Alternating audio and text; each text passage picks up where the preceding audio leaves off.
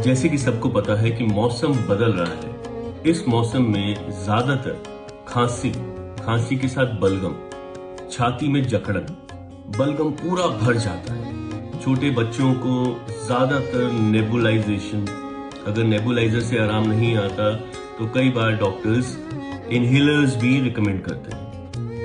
ऐसे में होम्योपैथिक की मेडिसिन ड्रोजेरा 30 और ब्रोनिया 30 दोनों की 10-10 ड्रॉप दिन में 3 बार, काली म्यूर 6X की 6-6 गोली दिन में 3 बार 10 दिन तक लगातार लें। आराम ना आने पर अपने होम्योपैथिक डॉक्टर से जरूर कंसल्ट करें।